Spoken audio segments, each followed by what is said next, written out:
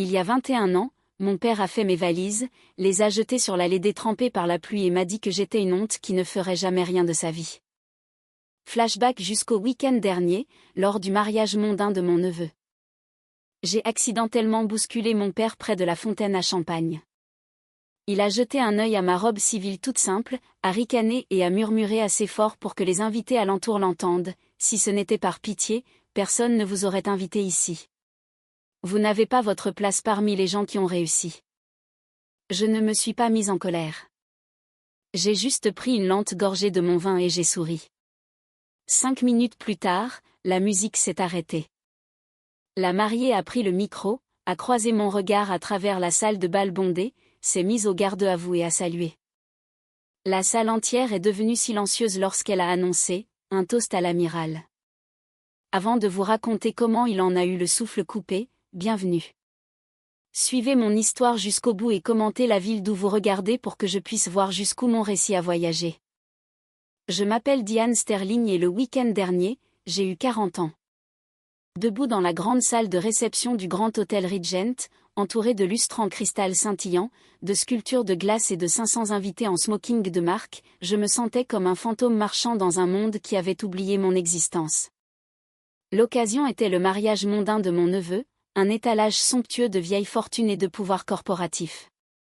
Alors que je regardais les serveurs glisser avec des plateaux d'argent garnis de caviar, une vague soudaine de souvenirs m'a ramené 21 ans en arrière. J'avais 19 ans, debout sur une allée sous une pluie battante, regardant mon père, Charles Sterling, jeter mes sacs de sport hors de la maison.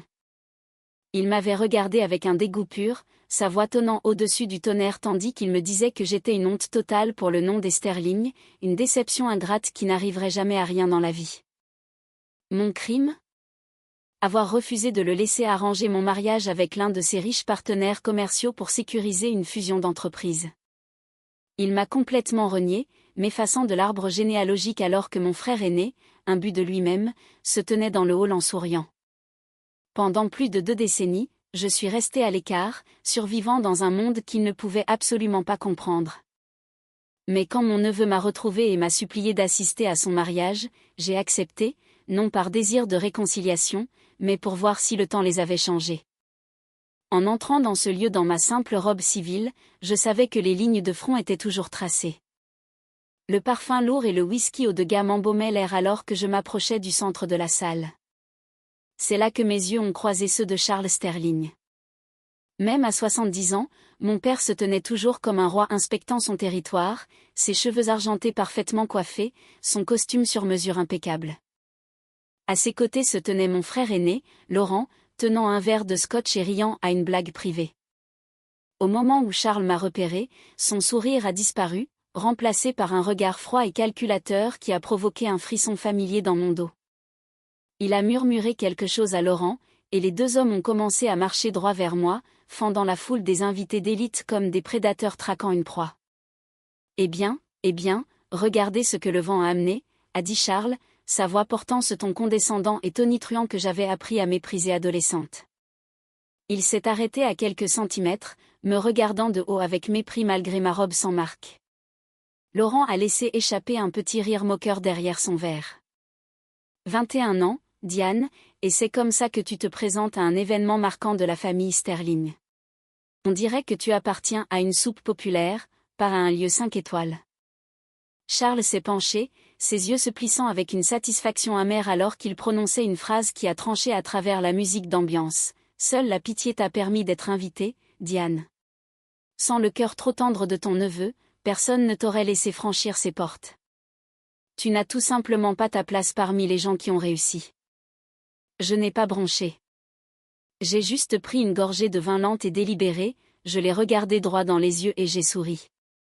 Mon père et mon frère n'avaient aucune idée de ce que signifiait ce sourire. Ils croyaient sincèrement qu'après que Charles m'ait jeté sous la pluie, j'avais passé les 21 dernières années à me noyer dans l'échec et le regret. Ils pensaient que mon absence était un signe de honte. Ce qu'ils ne savaient pas, ce que leurs esprits arrogants ne pouvaient absolument pas concevoir, c'est que le jour où j'ai été exilée, je suis entrée directement dans un bureau de recrutement et je me suis engagée dans la Marine nationale. Je n'avais pas besoin de leur richesse corporative ou de leur nom de famille creux. J'avais besoin d'un but, et je l'ai trouvé au large, gravissant les échelons en travaillant plus dur, en étant plus rusé et en tenant plus longtemps que tous ceux qui m'entouraient. Alors que Laurent héritait d'un poste de bureau confortable dans l'entreprise de notre père, je subissais des déploiements épuisants, maîtrisant la stratégie navale et commandant des centaines de marins dans des environnements à haut risque. J'ai mérité chaque once d'autorité que je possède. Aujourd'hui, je ne me contente pas de survivre. J'ai le grade d'amiral, supervisant un projet de défense navale massif qui commande des milliards d'euros d'actifs militaires de pointe.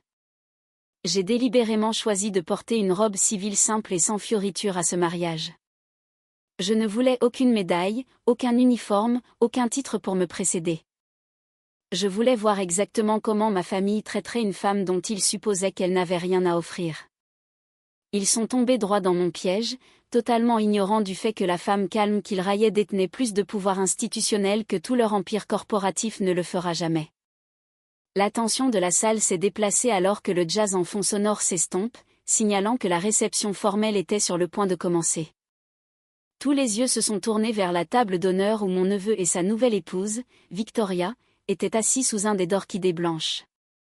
Pour mon père et mon frère, Victoria était simplement un bel ornement docile issu d'un milieu riche, un trophée parfait pour améliorer l'image de la famille Sterling. Il la traitait avec une affection condescendante, ignorant totalement la vie professionnelle féroce et brillante qu'elle avait menée avant d'entrer dans leur cercle social. Charles avait même vanté plus tôt que son petit-fils avait dompté une « sauvageonne ». Il n'avait absolument aucune idée de qui elle était vraiment. Avant de rencontrer mon neveu, Victoria avait construit une carrière stellaire en tant que jeune officier brillante dans le renseignement naval. Sa trajectoire avait été fulgurante. Mais il y a un an, un sabotage bureaucratique massif a menacé de détruire toute sa carrière. Elle faisait face à la ruine jusqu'à ce qu'un mentor légendaire dans l'armée intervienne, démonte les fausses accusations et parraine sa promotion dans une unité spéciale interarmée. Ce mentor, c'était moi, l'amiral Diane Sterling. Comme j'ai toujours gardé ma vie militaire totalement séparée de ma famille biologique toxique, Victoria n'avait jamais lié mon nom à ses nouveaux beaux-parents arrogants. Elle ne me connaissait qu'en uniforme, comme une force de la nature qui avait sauvé le travail de toute sa vie. Alors qu'elle scannait la mer de visage dans la salle de bal, ses yeux se sont soudainement posés sur moi, assise à une table lointaine. J'ai vu le moment précis où elle m'a reconnu, son souffle coupé alors qu'elle réalisait que sa sauveuse se tenait juste là. Les procédures formelles ont commencé lorsque Charles s'est approché du micro, la poitrine gonflée d'un orgueil arrogant. Il a regardé la foule de dignitaires, de politiciens et de magnats des affaires, levant son verre avec une théâtralité pompeuse. Pendant 5 bonnes minutes, son discours n'a été qu'une vantardise grandiose sur l'héritage de la famille Sterling, notre immense richesse, et sur le fait que nous ne fréquentions que le sommet absolu de la société. Il a même réussi à jeter un regard moqueur subtil vers ma table, faisant comprendre à quiconque prêtait attention qu'il me considérait comme une tache sur sa soirée parfaite. Lorsqu'il a enfin terminé, la salle a applaudi poliment, et Charles a souri, totalement satisfait de sa propre performance. Puis Victoria s'est levée et lui a pris le micro. Le brouhaha dans la pièce s'est calmé alors que la magnifique mariée se préparait à faire son discours. Charles a souri, s'attendant à un remerciement doux et soumis de sa nouvelle petite-fille par alliance. Mais Victoria ne l'a pas regardé. Au lieu de cela, sa posture a changé radicalement pour adopter une position militaire rigide. Son regard a balayé les tables VIP, ses propres parents, et s'est verrouillé directement sur moi au fond de la salle. La salle de bal entière est devenue silencieuse alors qu'elle levait la main droite vers sa tempe, exécutant un salut militaire impeccable, net et précis, juste vers moi. Le sourire de Charles s'est instantanément figé. La foule a eu un mouvement de confusion alors que la mariée se tenait au garde à vous, sa voix résonnant avec une puissance immense dans les haut-parleurs. « Mesdames et messieurs, veuillez vous lever. » Un toast à l'amiral Diane Sterling, une véritable héroïne de notre nation. L'atmosphère dans la pièce s'est instantanément brisée alors qu'un souffle collectif parcourait les 500 invités d'élite. J'ai vu le visage de mon père se vider de toute couleur, virant à une teinte de gris fantomatique alors que sa mâchoire se décrochait littéralement dans une incrédulité totale, reflétant parfaitement le choc profond qui se propageait maintenant dans toute la salle. À côté de lui, Laurent s'est figé, son verre à mi-chemin des lèvres, les yeux exorbités alors qu'il alternait son regard entre la mariée saluant et la sœur qu'il venait juste de ridiculiser. La confusion totale n'a duré qu'une seconde avant que le véritable basculement ne commence. Aux tables de devant, un sénateur, un juge fédéral et 3 PDG de grandes entreprises, des hommes que Charles avait passé toute la soirée à essayer désespérément d'impressionner, se sont soudainement levés. Ils se sont tournés vers moi, leurs visages remplis d'un profond respect, et ont levé leur verre bien haut. En quelques instants, toute la salle a suivi leur exemple, une ovation massive résonnant contre les murs pour la femme qu'ils avaient tous supposée être une œuvre de charité. Les mains de Charles ont commencé à trembler violemment alors que le poids écrasant de la réalité s'installait enfin.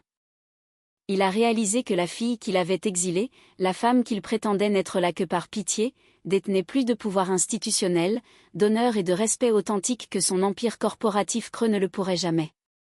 Alors que les applaudissements diminuaient, il a trébuché en arrière de l'estrade et a pratiquement couru vers ma table, Laurent le suivant comme un enfant terrifié. « Diane, Nous ne savions pas, a bégayé Charles, la voix tremblante alors qu'il essayait désespérément de forcer un sourire d'excuse. C'est incroyable. Pourquoi ne nous l'as-tu pas dit? Nous devons nous asseoir, parler de l'entreprise familiale et célébrer cela ensemble. Je me suis levé calmement, j'ai regardé de haut le vieil homme pathétique et tremblant qui avait autrefois essayé de me détruire, et j'ai délivré un rejet glacial et digne qui a définitivement brisé son orgueil. Tu avais raison, Charles. Je n'ai pas ma place parmi votre foule. J'appartiens à un rang bien au-dessus. Je ne suis pas resté pour le reste de la réception.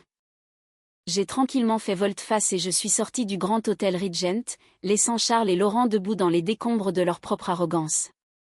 Au cours des semaines suivantes, les ondes de choc de cette nuit ont déchiré la famille. La nouvelle s'est propagée rapidement dans leurs cercles sociaux élitistes sur la façon dont le grand Charles Sterling avait humilié publiquement un amiral hautement décoré de la Marine nationale, pour finir totalement écrasé par le succès de sa propre fille.